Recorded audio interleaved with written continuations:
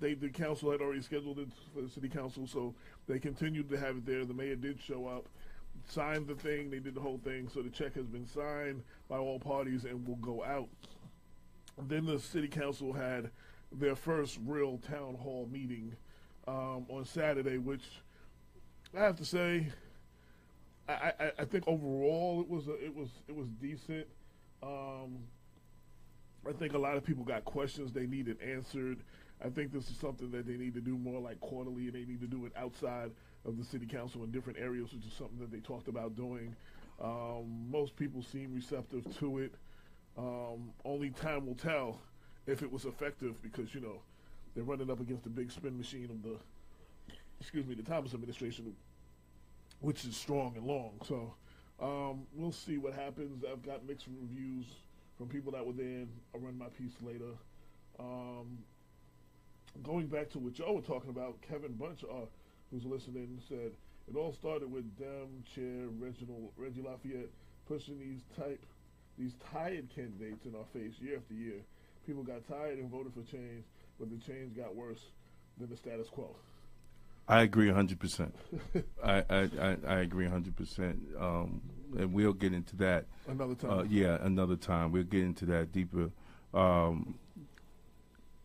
I want to introduce these brothers here, man. I've grown up around them, Greenberg superstars, man.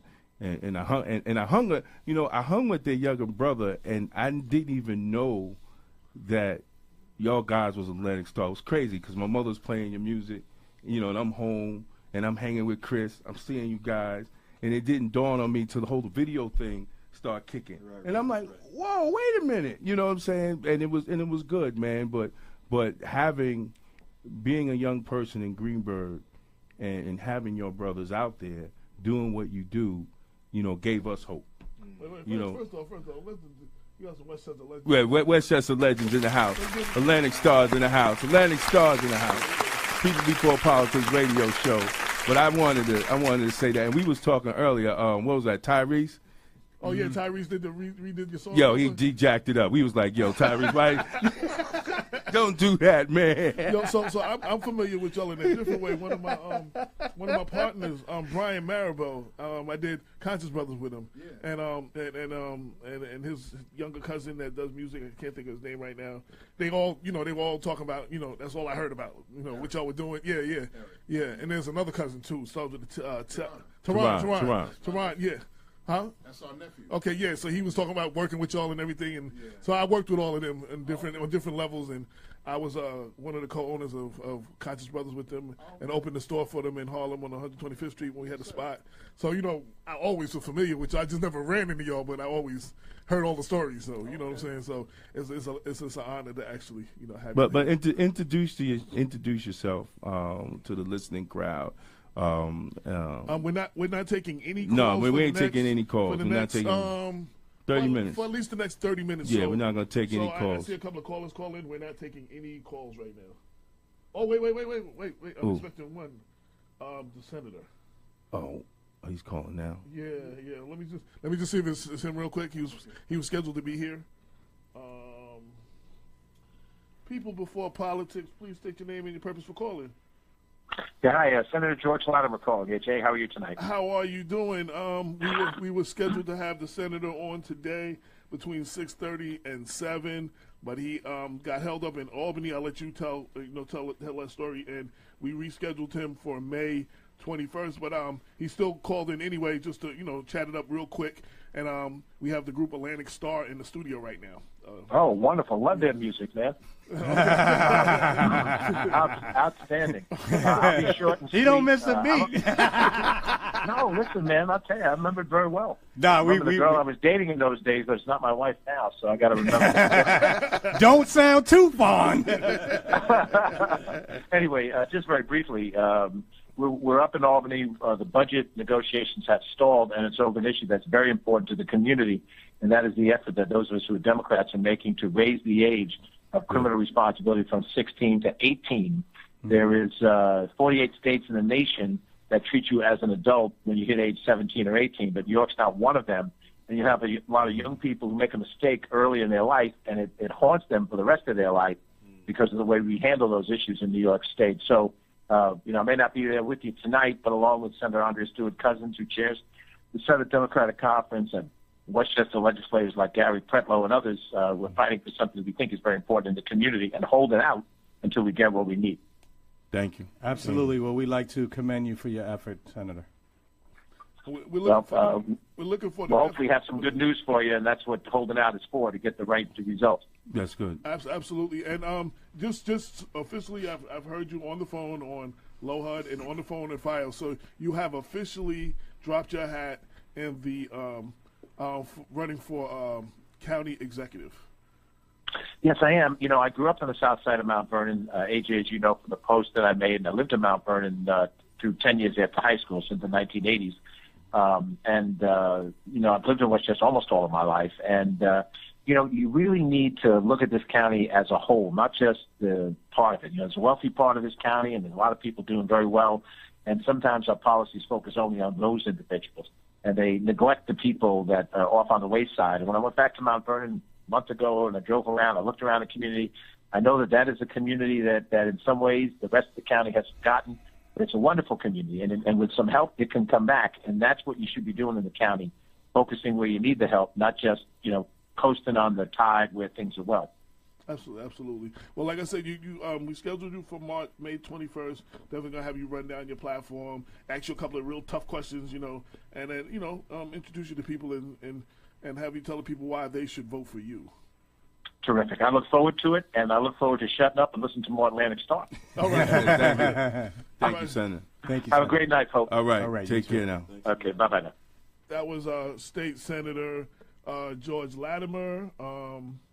He threw his hat in the race for county executive against Astorino, who's running for his third term. No, but he's going to have the primary. He's going to primary first. Yeah, it's going to be him King Jenkins. Right now, it's him and King Jenkins. And right now, it's going to be a very interesting race. And we still have Tom. Let's pronounce his name again. Abernathy, I think. Who's on the fence whether he's going to run or not. So anyway, it should be a definitely interesting race, and we will, of course, People Before Politics in Black Westchester, we will keep you informed. We will definitely ask the tough questions and give you the opportunity to make an informed decision when it comes to hitting that ballot box, not voting for somebody because they're cool or they sound good or they was from Mount Vernon or, they're black. I'm just saying, but you'll have, you know what I'm saying? I mean, I'm just being overall, you know what I'm saying? I'm just being overall. Like, give me some other reason to vote for you, please. Those reasons just don't work as like I don't want to pick one to. side. I won't sound like I went after one side and then go after the other side. So, you know what I'm saying? But I want to be even with that. But, we have to stop. Because, for real, we had... Yeah, Lauren Razor was trying to beat me up because I said I wasn't going to vote for Hillary, and she told me I was sexist. I said, no, I just don't think she's a good candidate. That don't make me sexist. You know what I'm saying? So that means that anybody who didn't vote for Barack, they were racist? No, some people just didn't like him. You know what I'm saying? So I don't know, man. I mean. Yeah, but there were some people that were. Yeah, and there were some people who were sexist. But just because I didn't want to vote for them don't make me sexist. I just didn't believe she was just a bad. I mean, she was a bad candidate overall. I mean, the Democrats have to come to an understanding that Hillary was a bad candidate. Once they just come to that realism that she was not the right candidate for the time, then I think everybody can move forward. We're gonna blame Russia. We're gonna blame everything. We're gonna blame the FBI. Toomey is just saying, listen, a lot of people just wasn't feeling Hillary.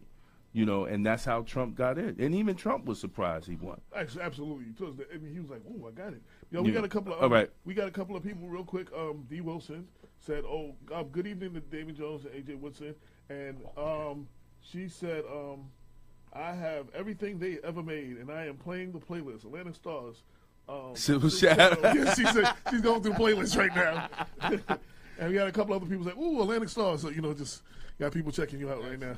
Yeah. So, give us for those who don't know, like give us a history of Atlantic Starr.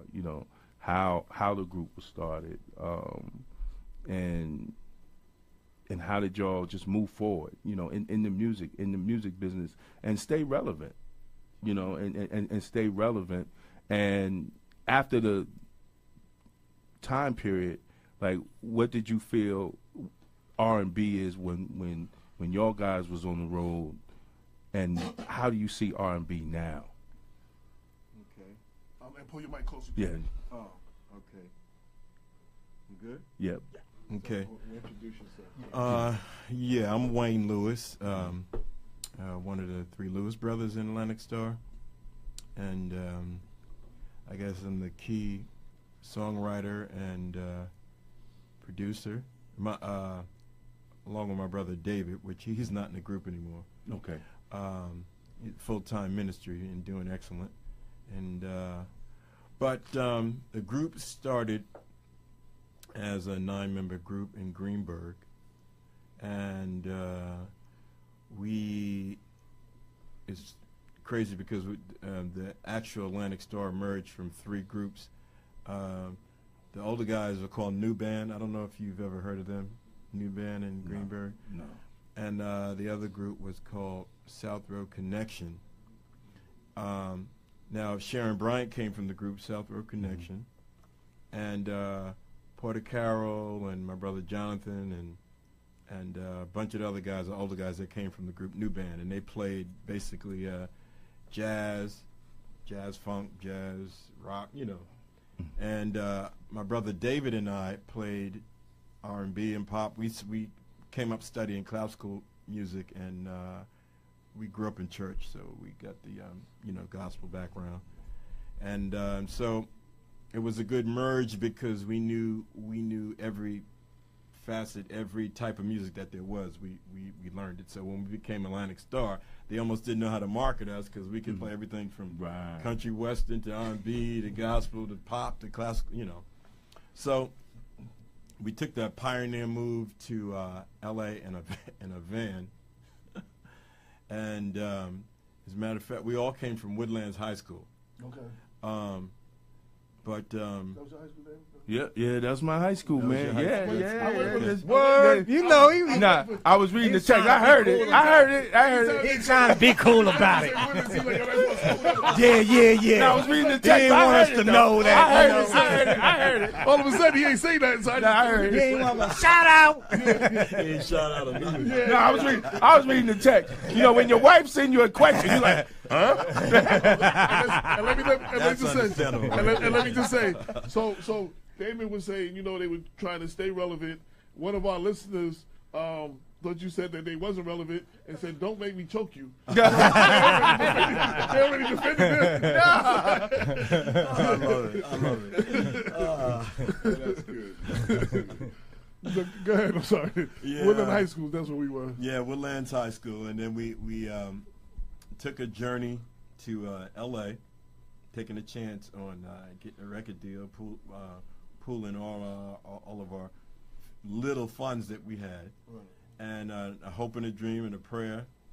And long story short, we ended up taking a meeting with Herb Albert, who is the A in A&M Records, and we played on this soundstage, on the Charlie Chaplin soundstage, and after one song, he took my manager in the back, and we had a deal.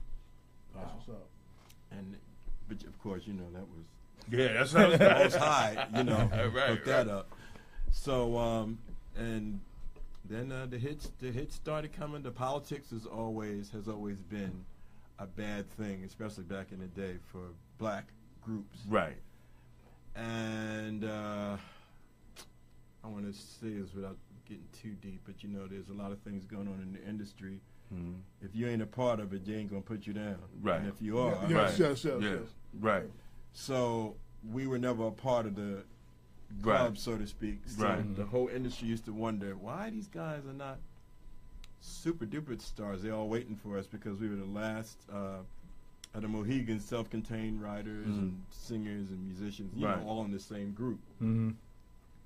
And they told us several reasons why we probably wasn't superstars, because long story short, wasn't part of the whole thing. Right. But we just kept writing the hits, and the people kept supporting us. They tried to stuff us from videos back in the day, and the people still loved the music so much that a lot of people never even knew what we looked like. except for the album covers. Really? But they still love the music enough, and the jocks love the music enough to keep it pumping, even when the record companies and the politics tried not to push it anymore. Wow. And that's why Man, how we stayed prevalent all the time. Right. Don't make me start humming songs. Yeah, listen, back to man. the discography. Yeah, I mean, I have to say that while y'all may not have been bona fide superstars in some, abstract sense of the word, y'all were, real superstars for us. I remember as a kid. For a lot of people. BLS. For a lot of people. All the urban radio formats, y'all were monsters. As a matter of fact, me and AJ were listening to Tyrese's remake. It's just disgusted, man. Of the other day, and I was like, I told him, I was like, no. He told me y'all were coming here. As I was listening to it, I was like, no, Atlantic Starr made that record. That's a remake Right. of their record, and indeed, it was. And I just knew that because y'all were so popular. I can't tell you how fondly people remember those songs. Yeah. I mean, they were family songs. They were love songs. They were songs, that, even as a adult male, you rock it by yourself. And you drive to it. I mean, Silver Shadow is always a good driving song, man. You could just rock it, and I think that's what's missing, from today's R&B. I mean, it was good music. It was music that just made you feel good. Yeah. You know what I'm saying? And it's like, how do you as an artist, and you see everything that's going on, even with the politics, and because they're looking at music like R. Kelly have a song, and I'm not dissing, artists, but then you'll get 4 or 5 artists, if that's a hit, they make songs that sound just like the song that R. Kelly made. Right. You understand what I'm saying? It's like you would think R. Kelly sang those other songs because they sound just like that.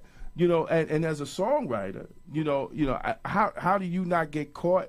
How do you not get caught in that and then deal with the politics of the music industry? When it's just like rap music. We want you to rap like that. Right. You understand what I'm saying? We want you to rap like that. Right. How do you as a songwriter not get caught into that? Well, they tried that with us too. We want you to sound like this and sound like that, but we had to stand our ground. Mm-hmm. Now, we came up with funk and house music and all kind of stuff too. But when the public started hearing our ballads, that was it. They wouldn't let us get down. So we got stuck as balladeers or whatever. But the thing about today is that somebody sold the black community a lie, and they sold them something weird, because there's no more music in the music business. Right. Nobody, a lot of kids don't even know the names of instruments.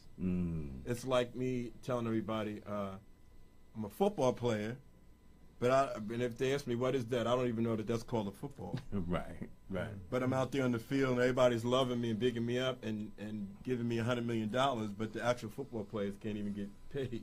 Right. So it's really weird right now. In order to be a musician, you have to study music, at least a little bit. Right. And you have to know something about music. And in order to be different than every other artist, you have to develop learn music and develop your style, and not be out there just for the hype and the fame and the glory, but not the art. Right. Because it's the art form that makes the people love you when you get out there. Your style and your gift and what you practice all these years to present it to people. And that's why people start sounding like everybody else, because they copy, and then they copy their music by sampling, taking chunks of their music and throwing a kick drum with it and spitting on top. And then when it comes to lyrics, I was working with young people trying to start a new label, and I was trying to show them how to write lyrics and the formula and the whole stuff, and it always would start out great, but then the attention span would die. Like, Right. Well. it's like, they're asking me why am I going through all of this, Wow. because we're in the computer age, Right. where it's almost like, why would you paint that picture when you can just download it, already painted. Right. And when I first got into this new world, it was so strange to me. I'm like I was on the moon. I'm starting to get it now, and they almost can't help it because they're born into this. Right, the computer, technology is crazy. The technology thing was a gift and a curse. I started out as an artist, and then I as a rapper, and then I did the whole journalist thing, with the Source and Vibe, Village Voice and stuff, freelancing for everybody. Right. And then all of a sudden things went digital. And I was kind of like lost in there a little bit, you know what I'm saying? Because nobody, the publications that still were paying, now they were 6 months to a year back on their billing, so you wait for those big checks, and the online sites were not paying. You know what I'm saying? So it was just I had like a 2-3 year period that was very confusing. Like, you know what I'm saying? Like, you either sell your soul or you maintain who you are. You know what I'm saying? And another example, we signed to the second label we were on. We signed to this label in Brooklyn, and their big hit was the Jungle Brothers' "Girl, I'll House You." So hip house started coming out. So they remixed our song. We did the song. We got our own thing, but Heavy actually came out first. So they didn't want to release that, so they remixed it and called it a house thing, and remixed it to a house song. I hated it. It was one of the worst things that ever happened to us. But they wanted to do it because they had a big hit with the Jungle Brothers. Okay. So they figured, so let's do this, and that was we hated that. Right. We hated it. They put it out as a single, and it was. I mean, some people liked it, but I hated that song. Yeah, because you so used to being like we were saying in a whole nother world, whole nother frame of mind, and for you, it really didn't do your thing any justice. No. We have a question. Ask them what happened to Sharon Bryant, she can sing, and Barbara Weathers. Sharon, I don't know if she lives in Greenburgh, but she's always around. As a matter of fact,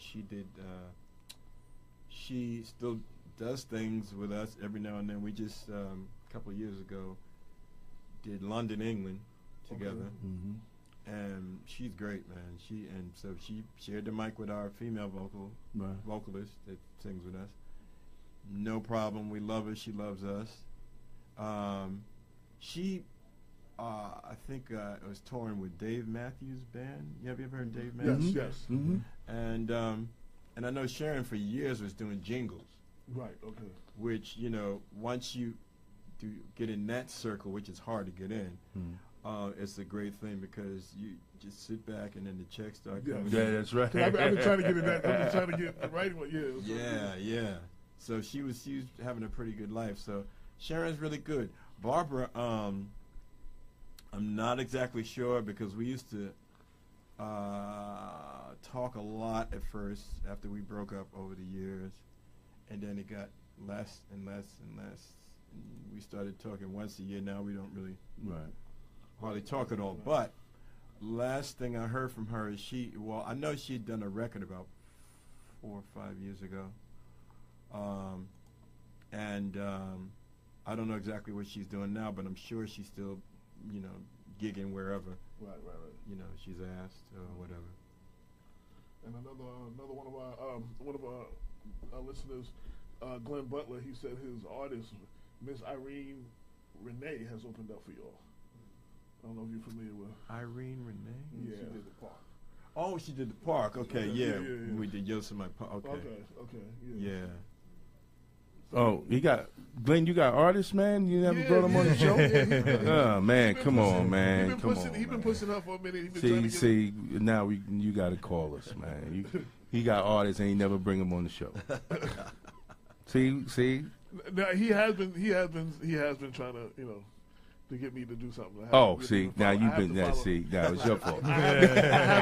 We haven't followed up. We have not. I'm gonna keep it real. I'm the editor in chief, so you know what I'm saying. Like, you know what I'm saying. But when we got so much new stuff going on and so much corruption and stuff, it's hard to. I got a stack of stuff like that I need to go through. And, you got the mayor locking the city council people out of the city hall. You know what I'm saying? You got to go deal with that. So it kind of take precedence. So on the 22nd, you're having the album release party. Yeah, CD release party. Yeah. All right, and that's going to be at the Crown Plaza Hotel. And how can people get tickets? It's event. It's Eventbrite? Is Eventbrite? Yeah, it's Eventbrite.com. Yep. Eventbrite.com. Brenda, if you're listening, can you find that and post that, please? DP Printing and Graphics. Oh, there's Don Powell. Don Powell. Shout out to Don Powell. IB Created. 109 South 4th Avenue, Mount Vernon. Creative Fingers Salon, 388 Tarrytown Road, White Plains. Salon 804, 2311 Adam Clayton Powell Boulevard. Also by calling FCE 914-230-5002 and the legendary DJ Danny 914-471-2780, and you also catch him.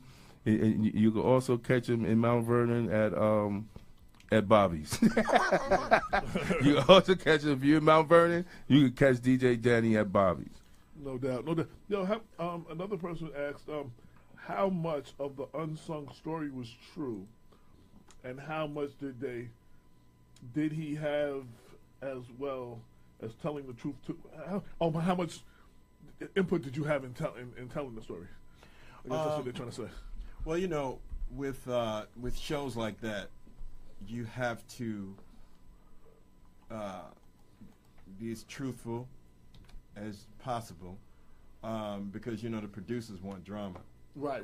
And if you're not given enough drama, then they'll try to make titles and word it in a way where to get viewers to want, oh shoot, what happened? Because people is weird that they want to know the sex life and the drama and the who did this to who for more than they want to know who wrote songs and whatever. It's crazy, but that's how it is. Drama sells. But of course, you're always going to have truth, and then you're always going to have fabrication going on, and then you're going to have so much emotions, people feeling so much stuff, but then a lot of it is innocently. They could be saying something that's true, but innocently thinking that it is true. Right. For example, we had so many group members, like 9 members, and my business manager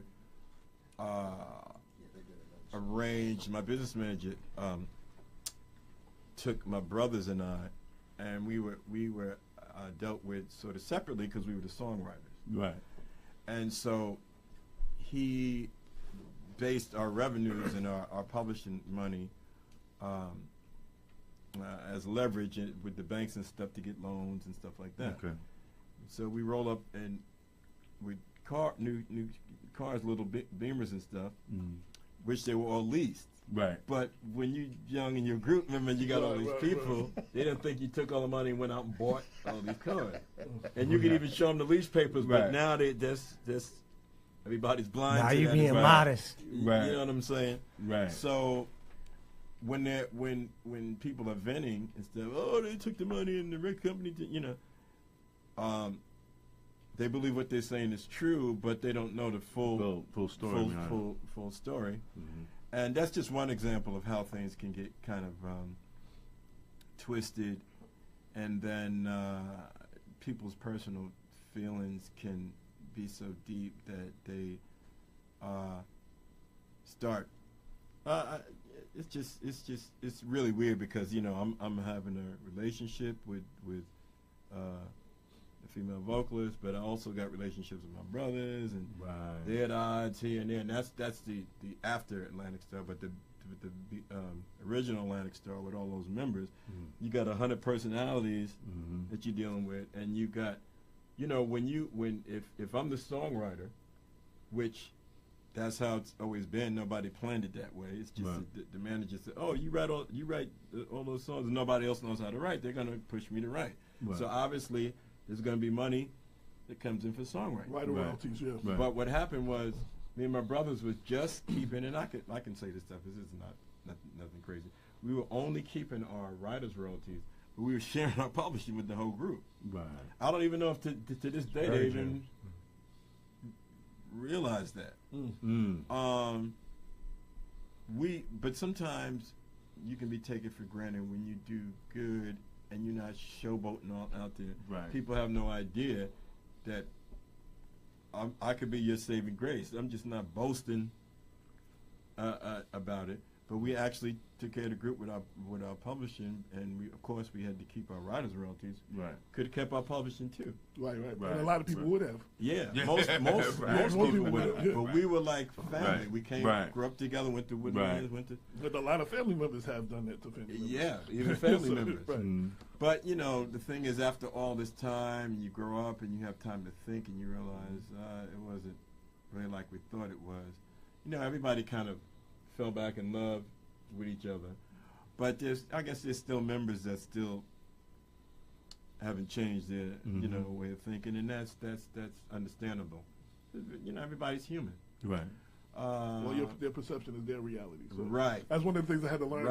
Right. The person's perception is their reality. So. Right. Yeah. And then when you have a show like Unsung, they don't want to hear all this saucy goodness. Oh, we love each other, and oh, I love it. No, they want to hear some, right. Right. Days so I wanted to kick his butt. Right. Tell us more about that. Right. So if they don't get it from you, they're gonna go to the renting members and get it from them, and so they can make their stories and their edits and cut it. But basically, they tried with us, but everybody was still saying y'all have the most positive Unsung I've ever seen. Everybody else had horror stories, and people either died or was on drugs or ended up wanting to kill each other and all that stuff, and ours really ended almost like a fairy tale. Not 100%. Right. But basically about 80% all good. So let me ask you a music question. So a lot of music groups that were successful, you see them now. You never have any idea they were successful. How have y'all been after after the music, after the group broke up and continuing on up to now? Like what have y'all been up to outside the spotlight? We have been basically just gigging all over the place. We've been touring the States and around the world. But basically, we haven't been on any major tour. We call it spot dates. Right, spot dates, right here. You may gig twice a month. Right. 3 times a month. Or if you're in certain countries, you come all this way, so instead of doing one hit, we want to put together 3 or 4 hits while you hear that type of thing. Right. And that's how we've been maintaining, and also from the publishing, from songs still being played after 30 years or whatever. It's still, that's I'm still living. Okay. I haven't had a 9 to 5, thank God. See, that's good. That's what I want to hear. Like, you see people, you see them in a car wash 20 years later. Yeah, like, hey, what happened? Right. That was my favorite artist. What happened? Yeah. I was watching an interview with Stevie Wonder, and like he says, sometimes he wants to play new music, right? But people want to hear something that he wrote 45 years ago. Does that go, along with a lot of artists? Like they want to push the new music, but people want to hear the old music, so they play the old music. Do you have like a fight with that too, with the new, or you just like, hey, listen, man, I'm gonna play it. The people like it. I love it because I wrote it. Right. But do you have a fight with that? That the artist in you to be creative and move forward. Absolutely, that's a great question, because we go through that all the time. Even older songs that wasn't hits, Right. we don't even play. People go, no, they're hits on the album, but they want radio hits, right. So everywhere we go, people, when are y'all gonna play Let Me Down, more, but those songs wasn't, and we only got a certain amount of time on stage, so you got to pick, and that's what's good about us. We have people know that when they hear us, it's gonna be all top hits. Because when you only got an hour, we got 100 songs. Right. You can't play everything. Right. That's right. So when it comes to new stuff, we're finally playing new stuff from the new CD, because our first single, My Best Friend, was released and going up the charts. And so we started incorporating that into the show. Mm-hmm. And then there's also a song that we that one is My Best Friend. That's like that's in between like Always and Secret Lovers as a duet. Okay. And you can catch the video on YouTube, but you got to put in the official video on My Best Friend. Mm-hmm. And then the next single is a club song. It's Party Time. Okay. And we incorporated that into the show. Okay. And that's killing. Where first of all, people are shocked, like, y'all do that. dance song like that? It's like, that's Atlantic Starr. Like, yeah, we've been waiting to do this for years, yo. And especially overseas, like in Japan and stuff, I thought they was going to knock over tables and everything else. It's so great. Crazy. My group came out in '88, and a rap group, and we can still do shows overseas, and it's amazing that they don't know. Like, you can be in a room with German people that don't know any English, but know every lyric of your song. Yes. And again, call out those titles that like they want to hear. You know that song? like number 7 or That's how technical they are. Right, man. And sung it word for word. That's and right. then you go to speak to them afterwards, and they basically have have word of English. they don't have no that blew me away. That's like, absolutely true. Yeah. And we know, especially like songs like Always, it was number 1 across the board, R&B, pop, and everything in America for about 3 weeks. The number 1 song, but it went number 1 around the world in different countries. Right. So when we're in places just like Japan, which is one of the most hardest languages in the world, when you compare it with English, they're bugging out and they're crying and their heads on each other's shit.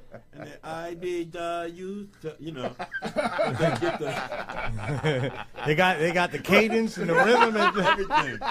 But they get the translation on this CD, so they know what it's saying. So even if they can't sing exactly how you singing it, they get the message, they get the impact, and they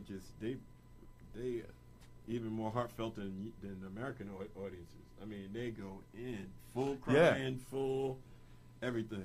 Another sister on the check-in said, "Love Me Down was the shit."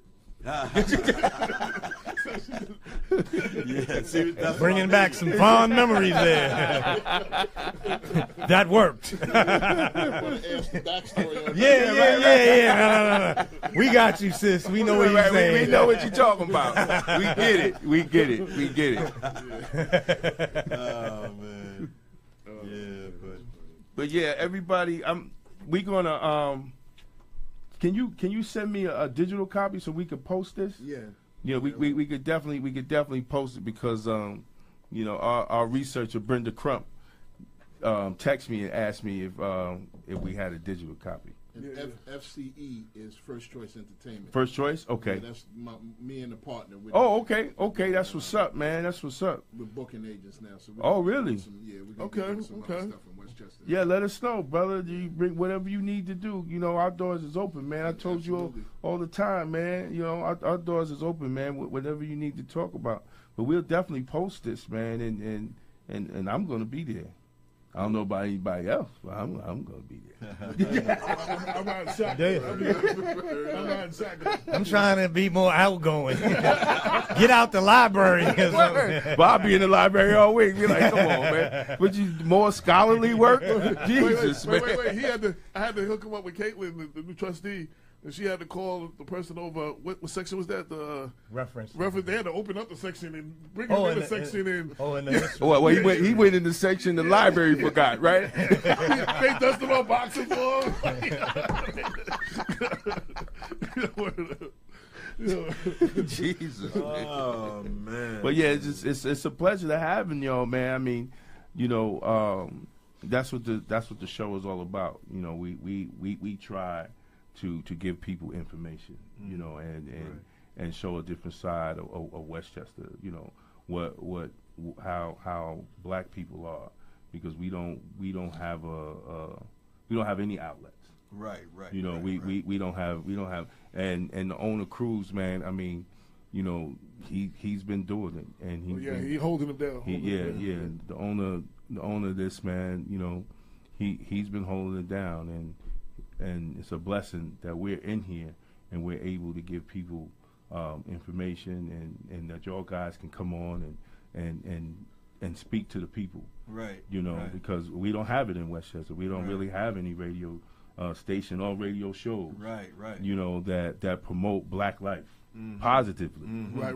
You know, positively. So, you know, we're glad to have your guys here to allow us to reach out to the public and let them know what's going on. Yeah, you know? man. And I we mean, thank you, and we thank you for what you're doing too, guys. Thank you, brother. yeah. I actually listen. Okay. Yeah, you be hit. Damon, This me is and Damon go way back. Yeah. This is a good thing, and I'm going to ask you guys real quickly if you can help me, because for 2 years I've been trying to figure out how to get to the young brothers up here. Right.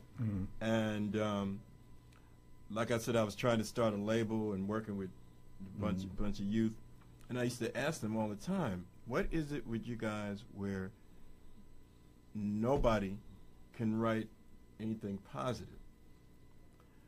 And I used to love rap when it first came out because it was always issues they were talking about in politics, like in NWA, Right. and all these different groups that were talking about life, you know, in itself, and relationships, and what have you. And so I'm asking them. I told them I'm gonna do a survey and go on the radio, and I'm gonna give some money. Between $100,000 if you can come up with 10 groups that's not every word out of their mouth cursing, and and the subject is anything different than either hitting some fat booty or shooting somebody up or they killing can't do somebody. it. They can't do it. But see, even when it was about that though, take a record like OPP, he changed what the words meant. He didn't come out and say what those things were. Right. And then certain Even things, to the point that my stepfather used to always buy a bootleg T-shirt of the month. And he brought my mother a shirt that said, "I'm down with OPP." I sat her down. I played the unedited version. And my mother ain't never won that. Start packing your shit. You down with what? But my point is, it was the bootleg T-shirt of the month. And all you know, I'm down with OPP. But you don't know what OPP meant. Right. You know what I'm saying? Like, you know. Right. And Exactly. even the songs you used to listen to, yeah, they were talking about things, but if you wasn't a certain age, you didn't realize. Right. It was kind of camouflage. You wasn't realizing. But, so. but we can't say, you know, I mean, they give an excuse. Well, this is what's going on in the hood. Yeah, but there's a lot of love in the hood. Yeah. There's a lot of love in the hood Yeah, too. right. And why can't they write about the love that's in the hood instead of the hate? See, that's what I don't My understand. answer to that, like Flash and all of them that was from the hood, the originators in hip hop, they were from the hood, the worst parts of the Bronx. They made party records to escape the reality of the BS that they were dealing with every day. Right. You know what I'm saying? They wasn't Right. making those kind of records. You know, Right. they were making party. So then you have people in the suburbs that ain't never seen none of this stuff trying to make up they gangster. You know what I'm saying? Like, Right. because they think that's what hip hop. To the point that like you get a white guy like Vanilla Ice, he think he got to be black. He had this. So he got cut on the way from school, and he was from the same area Luke was from, so he got exposed. But he thought that that's what it took to be a rapper, though, because that was this percent. You know, you had to be hard, and you had to. So he had to make up an image. Right. You know what I'm saying? Right. You know? But we have Our notions of manhood right. have become so one-dimensional that we're very reluctant, even in our day-to-day, many of us in our day-to-day interactions with others, we put on this kind of persona that is always very cool, very unemotional. Right. You know, when I think of myself when I'm in a club, D, you know how I am. I'm like this. Hey, Brooklyn Bob! Yeah, like no smile, nothing, the warmth. You know, and a lot of us are trapped by this image that we have of that's true. what it means to be a man, such that we cannot admit to feelings of tenderness or fear even. Right. Because we're more vulnerable. Right. And it's unfortunate because a lot of us don't seem to realize that that's an act that we may find it helpful to put on at times, but is only an act. Right. Right. You know, for most of us, we're not just as, like you said, one-dimensional. yeah, That's one-dimensional. what made Tupac great as an artist, and I'm sorry for all the hip hop people. He's not one of the greatest rappers or MCs. But what made him one of the greatest personalities and rap personas, he was the last of the three-dimensional characters You know what I'm saying? Right. He Yeah. made a record talking about doing this and screwing your wife and all that. Right. But then about Dear Brenda, about, she threw a baby in the garbage and, that whole thing. And, Right. Dear Mama, I love you. And, you know what I'm saying? Like, you hit every. But Tupac, if you take a weak dude and you put him in the corner, he could become a killer. Yeah, but if you take the hardest dude and his mom or his kid is dying, he gonna cry. You know what I'm saying? Yeah, so we have all of that in us. Right. And he was probably one of the last to show all sides. Right. Yeah, but Tupac, I mean, you gotta understand though, the difference in Tupac is that he was taught. He had that wisdom. See, a lot of these kids, they don't know history. Mm-hmm. See, Tupac understood the struggle. Mm-hmm. But he was taught it, and he watched it. He got it taught from the Panther side of it and Right. from the street side of it. Right. He got one of the best educations. Right, but see, along with knowledge, it has to have education. Our children are not being taught our history. Not even in schools. They're not taught, the history, so they get able to soak it up and put it on paper. Right. What we see is just YouTube, and they see all this, and they soak that up instead of soaking the positive side, soaking in our struggle. Right. And that says I see that even being in law enforcement, young black law enforcement officers, they don't even understand the struggle that allows them to wear the badge and the uniform. Mm. So they're disconnected. Mm. So we have to start teaching our children our history. Absolutely. And you know what? That's a very good point. I just want to say something real quick to that. What I'm saying, and without getting politics, and I'm not even going to mention any names, there are certain superstar rappers who do know the history. Yes. Who do know the facts, who have all this stuff together. Mm. But whatever deal has been made there you go. With these guys to destroy the black community, that's right. They are still coming out, leading the youth deep into darkness, taking away all of our values out of the black community. Been paid to do it, and agreed to do it. Mm-hmm. I used to ask girls, "Are you a whore?" Mm. No, I ain't no whore. You sure you ain't a hoe? No, you don't do X amount of. I can't say, but you don't do. Right. No. Then why do you love it when and dancing to it? Hey, when they calling you hoes and bitches and this, that's and right. Saying you they gotta scratch their head and go, I never didn't ever even really think about it. It's because that's what's going on. Mm-hmm. So it's like, do you ever want to be with a guy that truly loves you or just wants to knock you up? Mm-hmm. That's right. And then you stuck. That's right. And or whatever. So many things have happened to the black community, and nobody wants to write about anything that's helpful. Like I tell the kids, okay, you don't have to be uncool, but you ever think about one day just sitting down and writing something that kids, other young boys could look up to, that will help them have a good life, help them be respected by others, help them get our community back together, lead them down the right path? Nobody has the answer. And it's almost like everybody's scared. And then once in a while somebody will go, well, okay, we can't do that. We got to keep things. Well, why? Well, because... Oh, no, go ahead. No, as a personal experience, I wrote an article for, I'm not sure if it was the source or whatever magazine it was. I interviewed the rapper Scarface. And, he has all these negative lyrics and stuff. This dude plays every instrument with strings. This dude was quoting the Bible about how God had got him through some serious situations.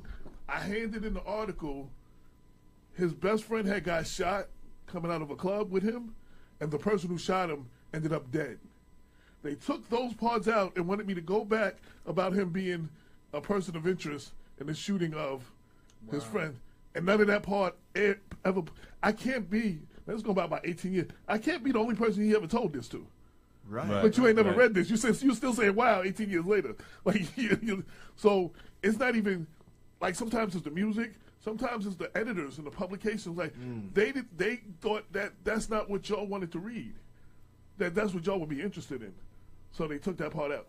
And he's got this rough image. So he's supposed to have been responsible possibly for the person killing the person who shot his friend. And that's, So well, I mean, and that's what the story was. The story came more about that, which was only a paragraph, than everything that I had wrote about all this stuff well, about I mean, Scarface. but that's look. You know what I'm saying? So I mean, like, it frustrated the hell out of me. But I mean, you know, what I'm gonna do? They got the last edit. Like now, I have the last edit, so I can now let that get in there, and you can't do nothing about it. You understand what I'm saying? Which is a beautiful But that's thing no now. different than News 12.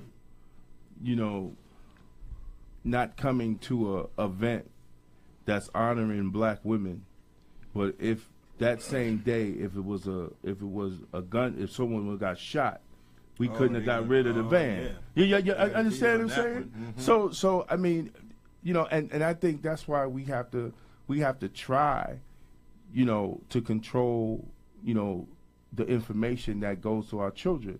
You know, I wanted to ask you, like how much money is enough? You know, how much money do you feel is, or whatever artists, those artists, that they say, you know what, I made the money, now I'm going to help my people. I sold them out. Like how many more millions do you have to have until you wake up? That question. You know what I'm saying? That question is the question, because I'm always asking that, and you know what the answer is? There is not enough, and the greed has been passed down into our community. So, and a lot of these guys, their kids are going to boarding schools and no, of course. in Europe And they say I don't let my kids listen to that. Yeah. Their own music. Some of their kids don't even know that they even curse or they even call the girl a hoe or whatever. Right. And a lot of these guys, and you probably know some of them when I say this, came out in the rap game, and now that they done and made their $500 million. They got board meetings with a whole Yes. white staff. Yes. Yeah. Oh yeah. And they're talking more articulate than the Yes. black Yes. folks at the That's table. right. And That's the right. kids are scratching their head going, wait a minute, is this our gangster who Right. so happened to that we followed all life, and then my brother's in jail over him telling That's them right. to shoot everybody and That's all of right. this, and he's talking more articulate than them, making movies and selling. Selling every no time. You know what I'm saying? And kids, Selling vodka kids and all speaking more types of articulate than him. That's right. But all of our kids got to do the drive-bys and go to prison, and the other thing is, we got the most brilliant kids in the world. It's always been like that since Africa, since Egypt, since whatever. But our community's been so dumbed down. Now, part of the coolness is no reading. Don't read. That's not cool. Right. Don't want to be a doctor. That's not cool. Right. Don't want to be. We've gotten to a point where the only thing in our community is either we're going to be a basketball player or a rapper. And I'm sorry. And I was just looking at the news today. The stats on CNN. I mean on HBO Sports. 1% make it. That's right. 1%. That's right. Of the kids that got there making do basketball. That's players. right. And the same thing in rap. Everybody's got their mixtape. Everybody's gonna be a superstar. Right. And you can even hear some of these mothers, but honey, fall back on you know, you're kind of talented with this. Why don't you? And nah, that's. And only maybe half of that makes it to be actually get on the radio and be the superstars. But you have to be connected with that other side, and they don't realize that. That's right. And then the ones that's hearing about all this new, what you got to be connected with, the choices with, no, I'm going to be with God. I'm not going to be with Satan. But then a lot of kids that's never had God even mentioned in their house. They're going straight to Satan. They're going straight to Satan. And the stuff that they got to do that they would have to do. And that's a whole nother show. That's a whole nother show. We had a conversation with Jeff Red. Me and Jeff Red, we had a long conversation about that. But I give you another one about statistics. So Mount Vernon is number 4 or 5 in high schools nationally that produce NBA players, but had a 47% graduation rate last year. Right. You know what I'm saying? That's crazy, right? So it's just like, you know, we have our priorities, you know, and they invited me. I don't know why they keep doing this. They invited me again this year for career day at Mount Vernon High School. But one of the things I talked to them, I'll be like, yo, it's cool to be that rapper. It's cool to be that. But you know what's cooler, though? you know what they all have to do? They all have to give their money to a white lawyer, to a white accountant. Like sometimes the best thing you can do for hip hop is become an accountant. Like yo, for real, like seriously, like, Keep track of the money. Right. You know, you're a hip hop accountant and you doing all their taxes. And you're right. You keep, dude, like you gonna eat more than the artist. Yeah, eat, well, you know well, I how have to many? break it down into Wait, like that. Like, you know, but how many black artists, died broke?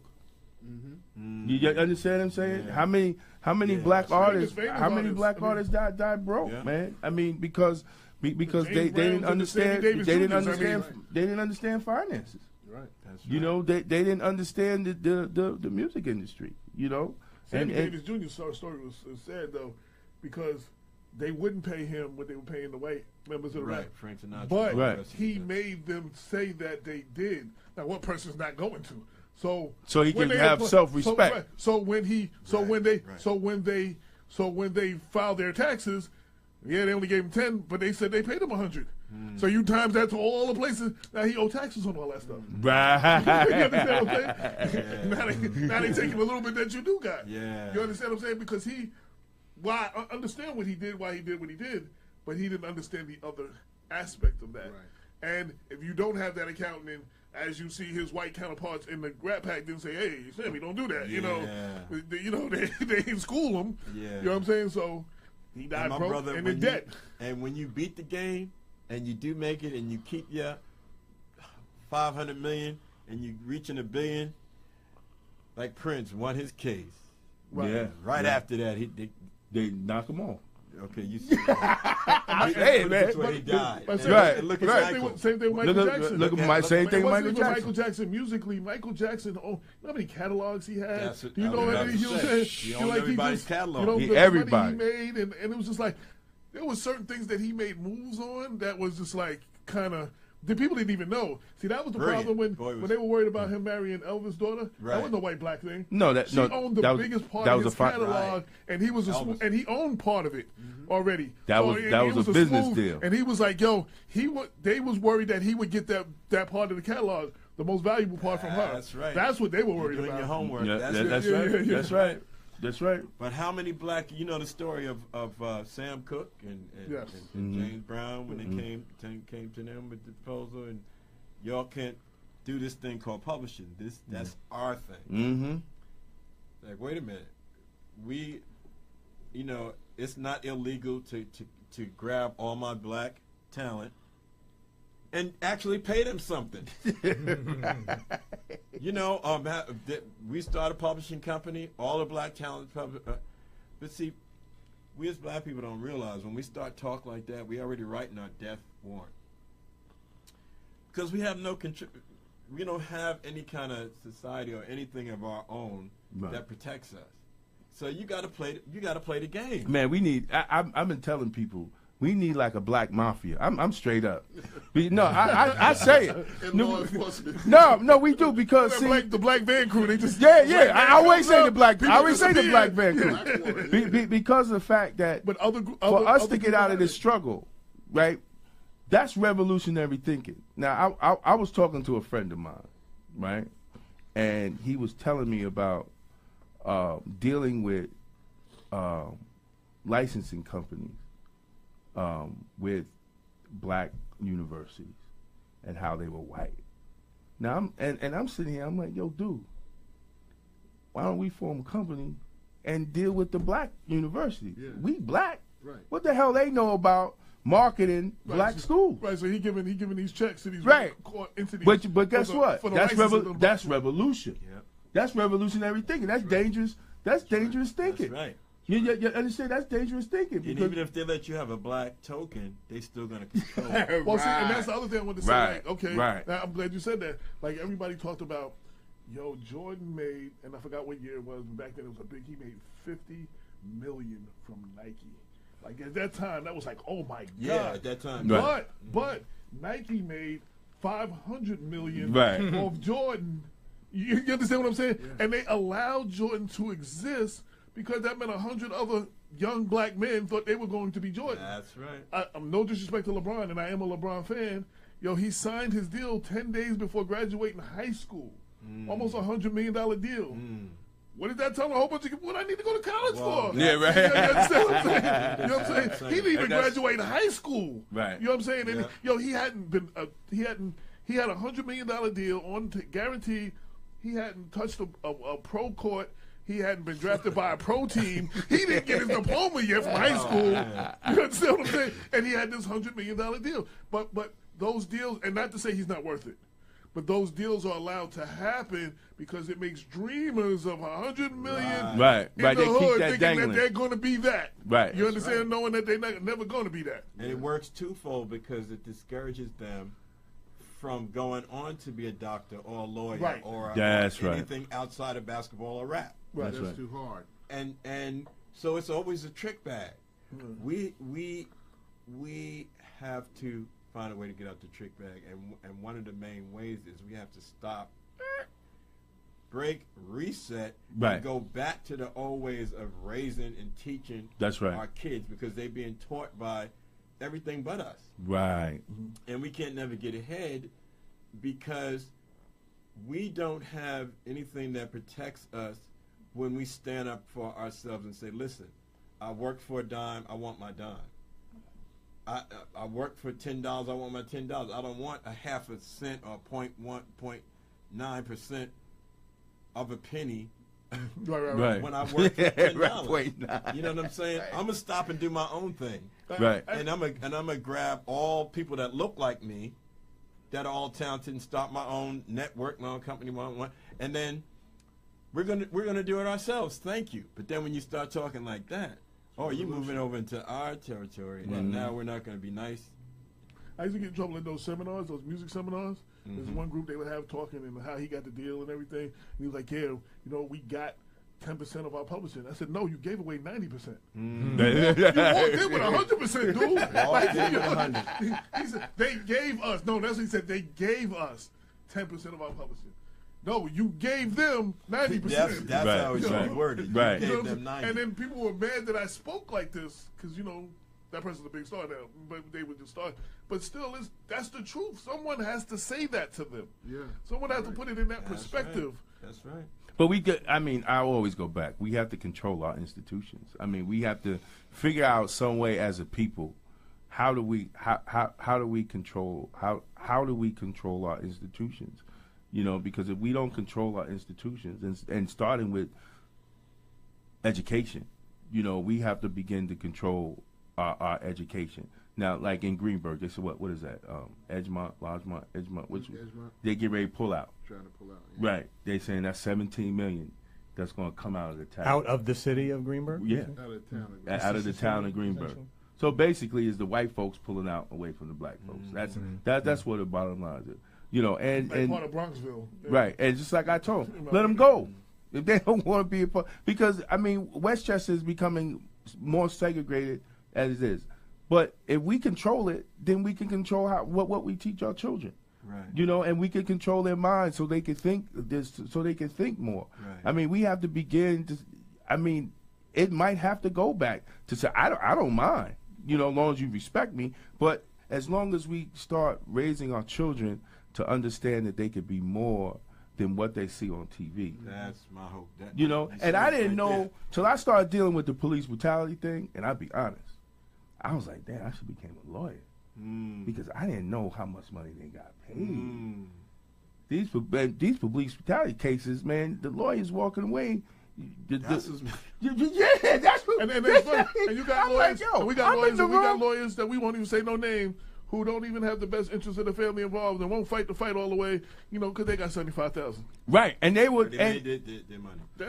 That's what I'm saying. Like I read one lawsuit. It was a civil case, right? And they settled for $308. The lawyer got 120 out of that.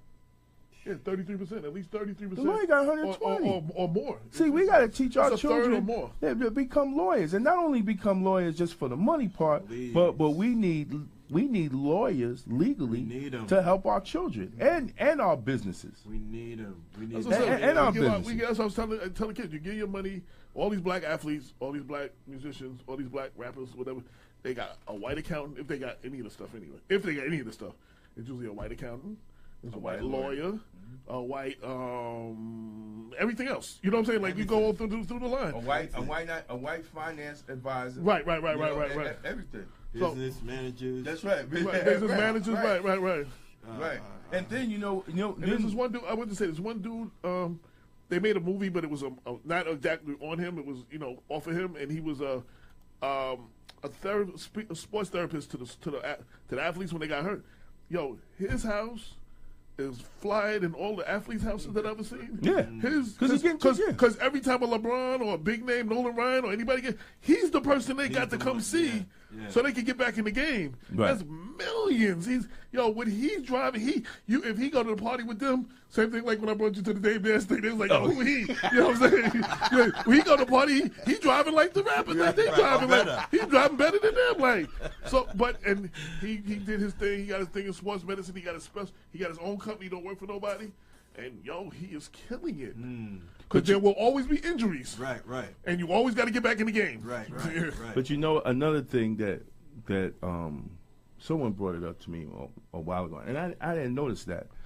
Now, in the 60s and the 70s, especially in the 60s, the civil rights movement was funded by a lot of actors and artists. That's true. You know what I'm saying? Even like Harry Belafonte is known to carrying Martin Luther King, paying for his family, paying for his bills and stuff like that. And what these white accountants and white lawyers have tricked, instead of giving it the money to organizations like the NAACP or different organizations to help fight the fight, they say, well, start your own nonprofit. Start your own nonprofit. Advise them to stay away from that. Right. No, you don't. No, but they tell them to start their own. They tell them to start their own. Right. Now you got a tax shelter, you got this, you put your homeboy in charge of it, and then they end up like Mary J. Blige with her person just messed up all the money. With Wyclef and the tax people coming after you, instead of just taking that money, giving it to a worthy organization that's out here doing something, that has a history of doing something, and helping them that way. But now they're teaching them to start. Right. They're teaching them to do their own with really just employing their friends. And they're not doing anything. And you talk about education and HBCUs. If we hire the black colleges. What, Bob just quit. Bob was like, Yeah, you got a problem. Yeah, no, I mean, I think there's one of the a fundamental problem that we have just with our philanthropic giving is that everyone wants to give someone a scholarship. And damn it, there's more. I wasn't talking about scholarships. I was talking about giving to the school, though. It doesn't matter. We have more needs than just merely being better educated. Right now you have a whole generation of overeducated people. I will not count myself in those ranks. Whose skills and talents are not being let in. That's right. Are not being let in to address some of the needs that we have that go beyond the educational system. And these are the things that we kind of talk about in some of the projects that we work on, whereby we're looking to get some real leadership, local leadership in our communities. And we need folks to take funding those kind of efforts seriously. Because without some sort of organic leadership in our communities all across the United States, it's going to continue to deteriorate. Right.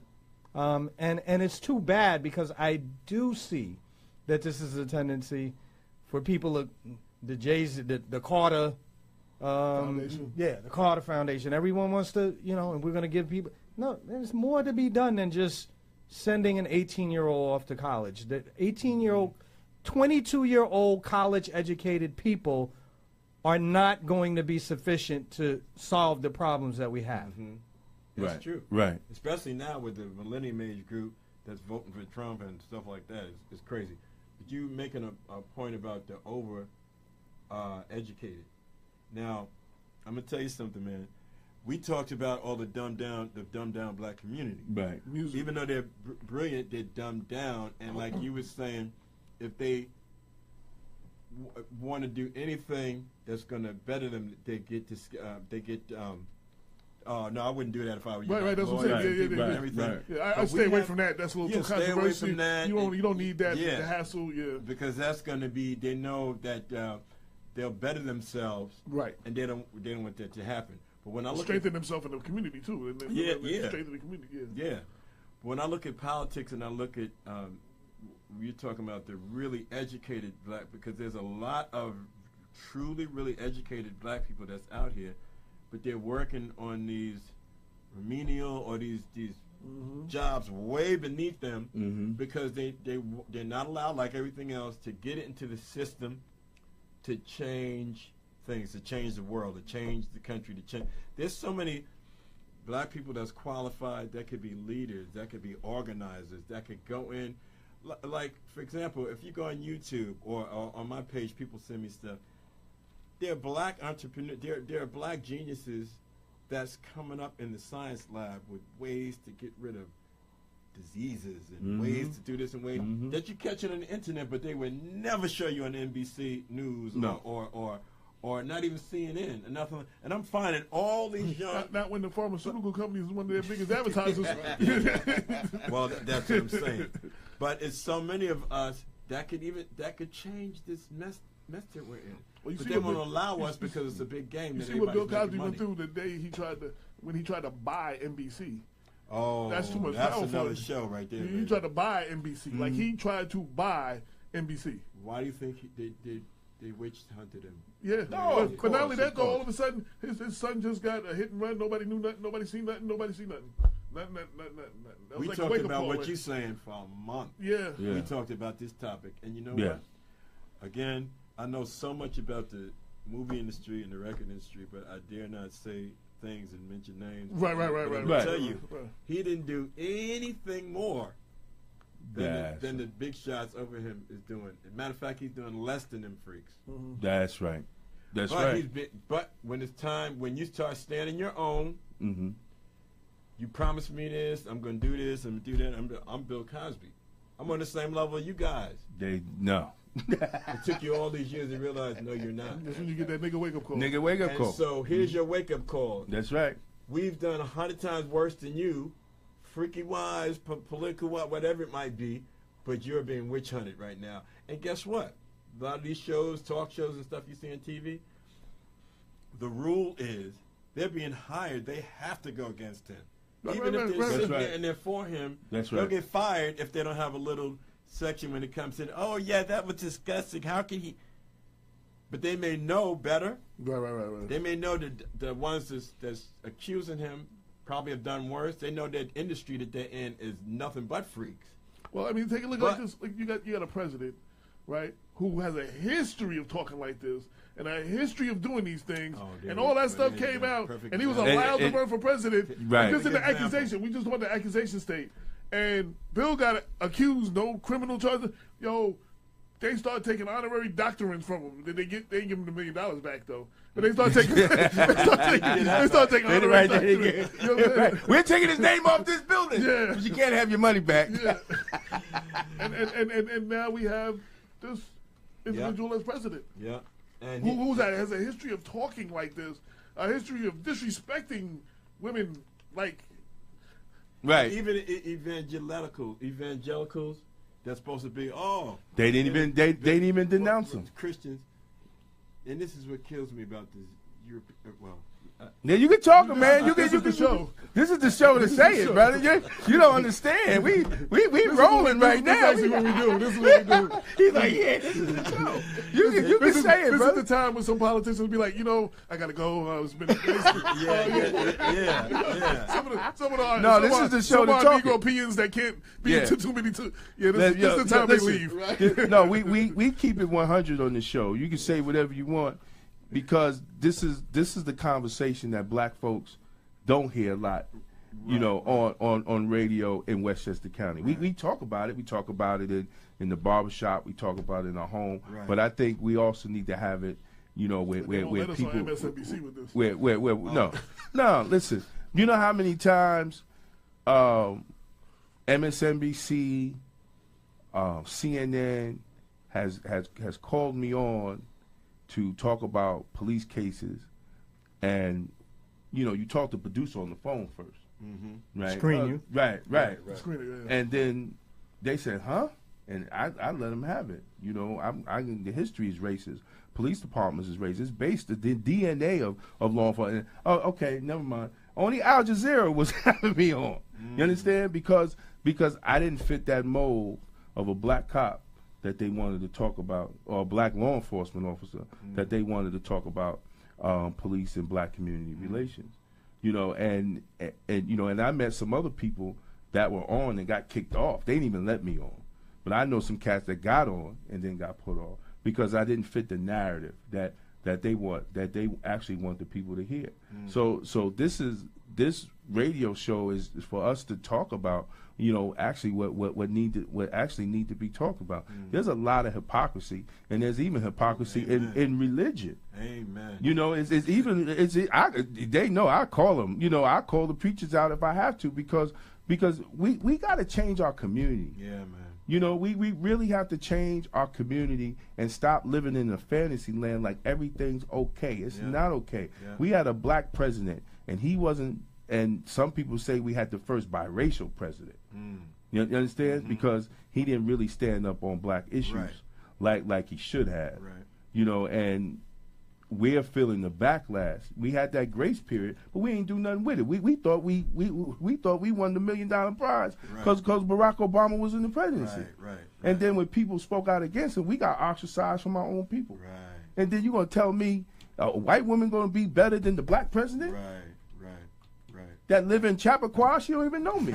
How she know Greenberg? She ain't never been in Greenberg. She ain't never went to the center and got in the pool. You know what I'm saying? With the 0.003% black people. Come on, man. Don't pull that on me. With the point, Chappaqua with the 0.003% black people. Right. And that's Vanessa Williams' family. And that's Vanessa Williams' family. You think I'm playing? Wait a minute, she the only one there. Her family, but that's her family. That's her family. You know, and then she gonna come and know about Manhattan Avenue. You know what I'm saying? She don't know nothing about Manhattan Avenue. Yeah, I got a couple of comments, and then I want to do last words. Okay, man. Brenda was like, AJ Woodson, David K. Jones. Oh my God, you're so on point about these entertainers misleading our youth, and about the entertainment business, the realities of life regarding what black men need to do to succeed in the white man's world. Najee, she said, yes, dangerous to the status quo. Michael Rencher said the movement must be televised and broadcasted. Andrea Brown said, so proud of you, speak the truth. Any other comments real quick? Shout out to Yolanda Collins. Hey, Miss Brown, how you doing? Brenda, just so you know, Brenda has posted various pictures and YouTube videos of y'all local members. So anybody who doesn't know who y'all are, they just click on one of those. She got a picture of the 9. Yes, it was a 9-member group. She got a picture of all 9 of y'all. So it's like, yo. But, it's real. I enjoy doing shows like this. I mean, everything has politics in it, but, you know, we able to get away from the local politics and talk, and we able to spotlight individuals like yourselves. So, like I said, are Westchester legends. I'm sorry, you know, like I wrote for the Long Island edition of the Village Voice when I lived in Long Island. Everything had to be about Long Island, but you still covered national news, but you always try to find a Long Island angle. Right. So on top of what we do, I try to bring that to Black Westchester to always uplift.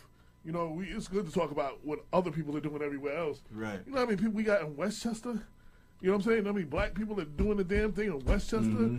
You know, and not even just the music thing. The unsung hero that's been holding it down in the community for years that most people don't even know his name. I mean, you know, they don't get no press or nothing. You know what I'm saying? Those are the type of people we try to highlight. And we got to use whatever this platform that we've been blessed with to do what we do. So, Right. And it's, you know, every interview, it's about the music and it's about the lyrics and you know, thank God for that, because people always want to go off into so much other stuff, but the stuff that we had a pleasure talking with you guys today is real, and we can get even 1,000 times deeper. That it's a whole nother show, right? But you listen, doors is open. Doors is open, man. Just he know how to get it. Just hit whenever y'all want to come on, man. The doors is open, and we could talk, because this is the type of talk that we need for our community. When people see brothers like you brothers like your brother and people from the community having real talk, and then we could try to find solutions. Right.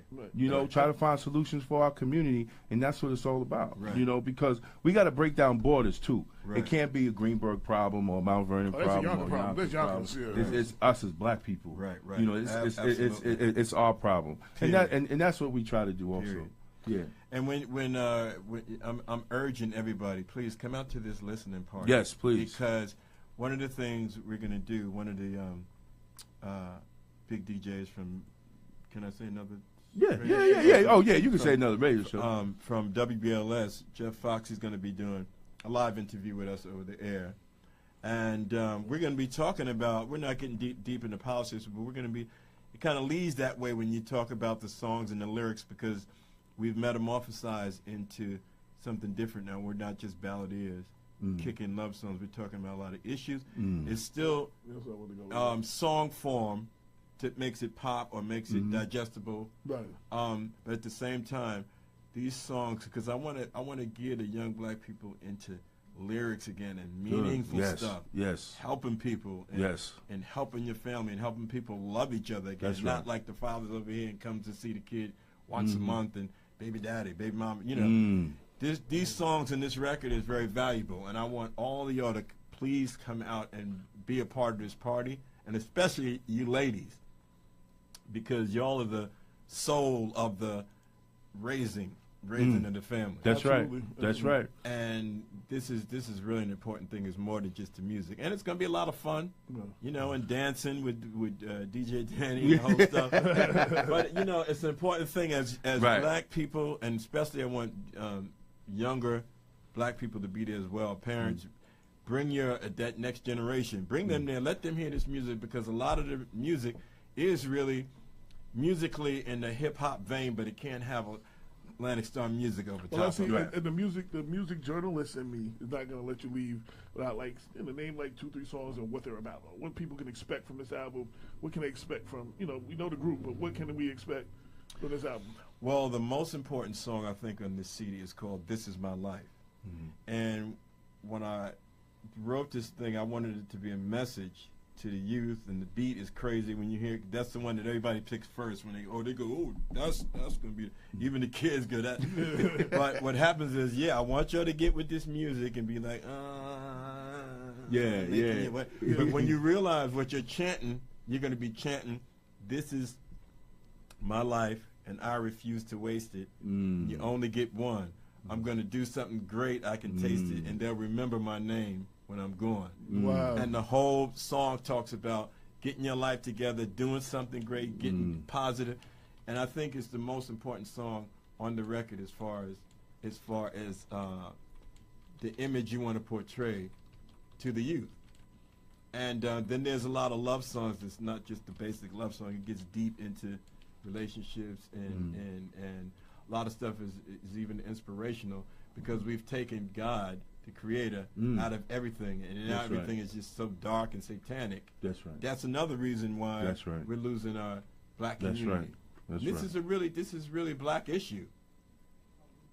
That we're really dealing with. This record is popping. It's for everybody, but black people, when they hear this thing, they'll really be able to relate to it. And I'm hoping at least the parents can relate and say, "Hey, I want y'all to come listen to this Atlantic Starr record. The music sounds like kind of what y'all would do, but I want y'all to hear these lyrics." That's right. Because they're throwing love on y'all. They're loving the community, and we loving the women especially, but without being derogatory. Right. So come out to this thing, man. How many tracks? It's 15 songs. 15 songs. Okay. 15 songs. So hopefully this record will just go on forever. And like just Thriller. and I find this as a former artist. Well, I guess you're an artist. You're always an artist. But as your fans, once they hear a certain sound, like I found this in Mary J. Blige, when she finally got happy and shit. Her fans was like, "Well, what the hell? They wanted her to go through some shit again." They could be happy for her being happy. Right. You know what I'm saying? I feel So sometimes your fans don't want you to grow. Some fans want to keep you back to what they So is there anything reminiscent of for those fans on this new album? Like I was saying in other interviews, we did not disturb the integrity of Atlantic Starr at all. You're gonna get what you've always known from us, but then there's more. And a lot of people, when they put out new records, when they make comeback records, they say that, oh yeah, this is the best record we ever did, and there's more. But I really mean this. There's the record is called Metamorphosis, and that's because we've taken it to another place. Now we realize if you really want to have a really big record, it has to be more than just your fan base. But also, it's like you are so serious about these young people and getting them back on point and making us have a bomb black community again that the world used to know, that you're going to have to come to them, at least with the beat, or at least with you know. So we tested this thing before we put it out. We let a lot of young people hear it, and they picking tracks. Yo, that's the bomb. How can that be y'all or whatever? But then the topping still has all Atlantic Starr, you know, orchestrations and all the musicians on it, but the lyrics.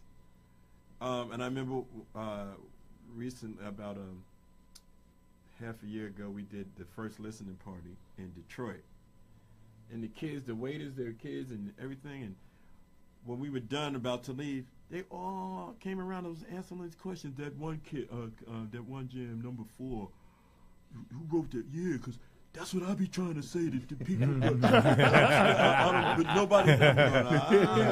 See what I'm saying? This is why it's so important. It's also dangerous because the people that's trying to keep the black community down, of course, is going to hear it and be like, okay, we can't let these guys come out and be saviors to what we're trying to dumb down. Right. Now let me ask you. So this is your release party. Is that also the release date? When is this released? Basically, it's the record kind of has been released, but not the single was released, but not the whole CD. So this is basically going to be like release date as well. So the single is digitally available everywhere. Right. If I want to buy the single, where do I go? Because I'm hearing. You can go to iTunes. My manager has all of them. I think CD Baby. Send them to us. All of them. Yeah, we'll send them to you. Listen, and I'll put it down under there. So yeah. And then after the release party, the entire album will be released and available for sale. Right. On all those same things. Now, will it? I know that's digital. Will it also have the copies, the store copies? Yes. We after, I don't know how much time afterwards, but it'll be in places like Best Buy and stores like that. They can, because that's my thing. I kept stressing to my organization, we have to have, because you have a fan base. You have a fan base that there's some people that I'm cool, but they're not gonna click that thing for 99 cents or $5.99. Right. It's still not really there, and they need that CD in their hand. Tangible in their hand. You know, that's right.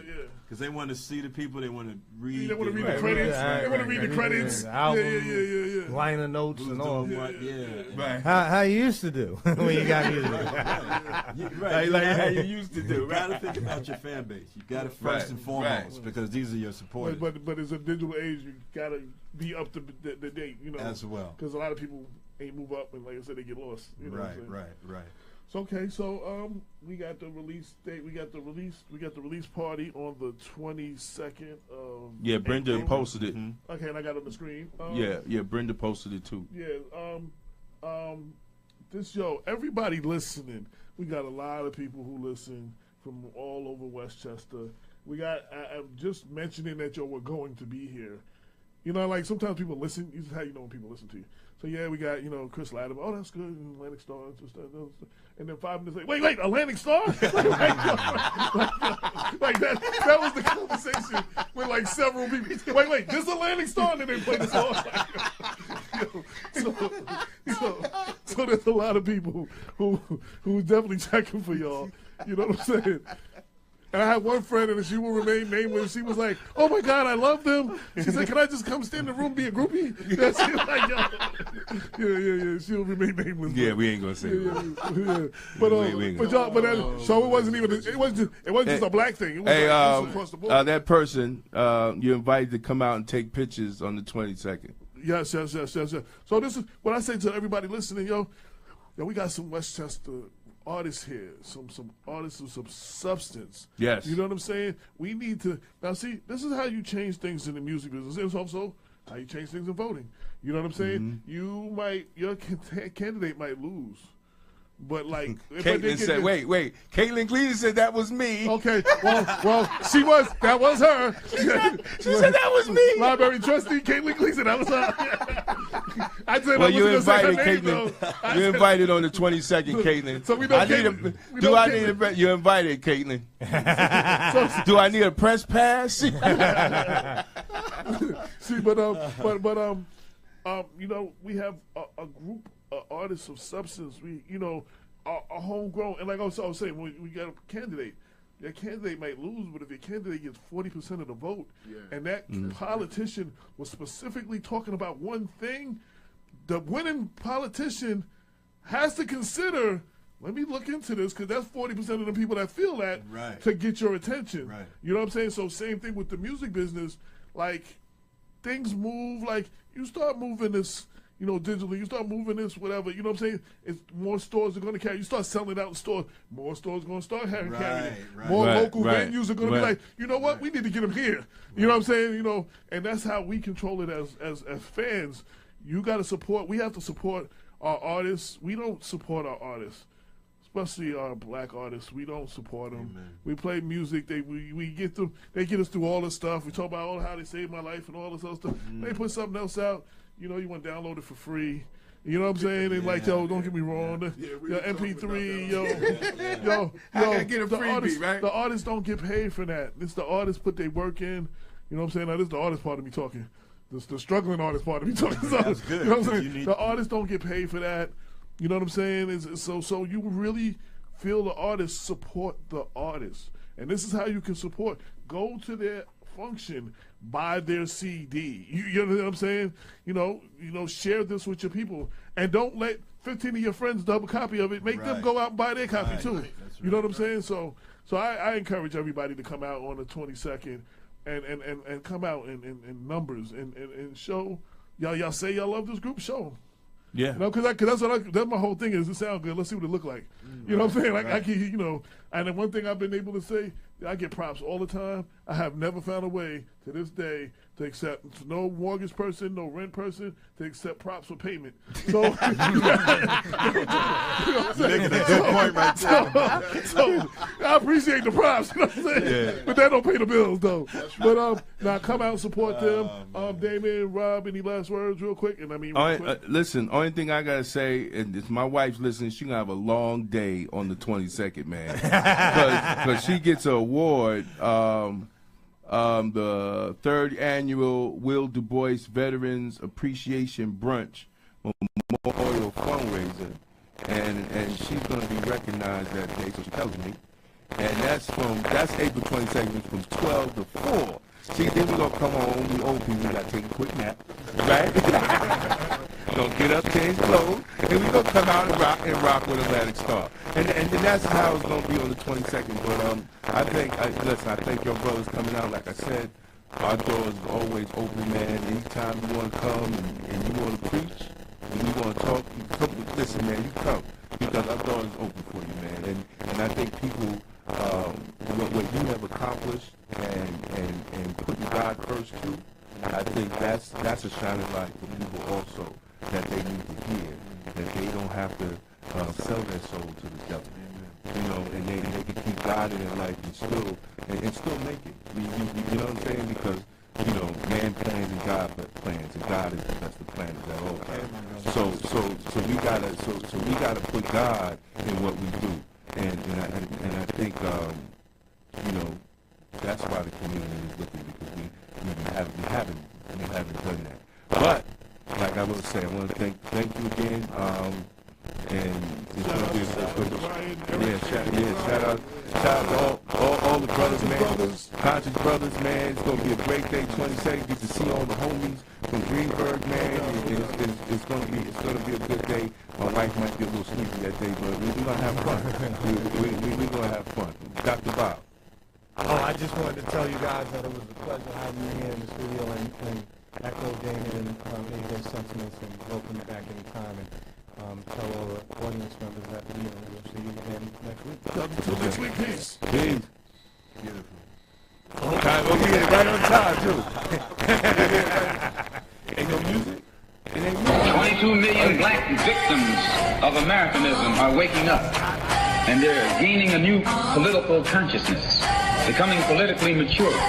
And as they develop this political maturity, they're able to see the recent trends in these political elections. Any minority that has a block of votes that stick together is in a strategic position. Either way you go, that's who gets it. You're in a position to determine who go to the White House and who stay in the doghouse.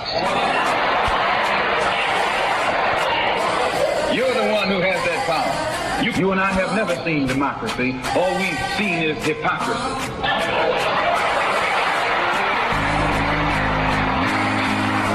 When we open our eyes today and look around America, we see America not through the eyes of someone who has enjoyed the fruits of Americanism.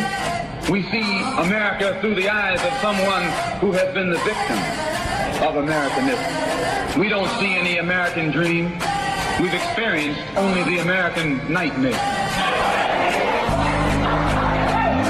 We haven't benefited from America's democracy. We've only suffered from America's hypocrisy. And the generation that's coming up now can see it and are not afraid to say it.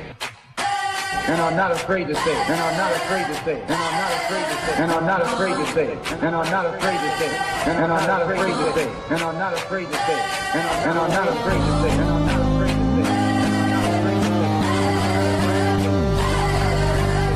And are not afraid to say it.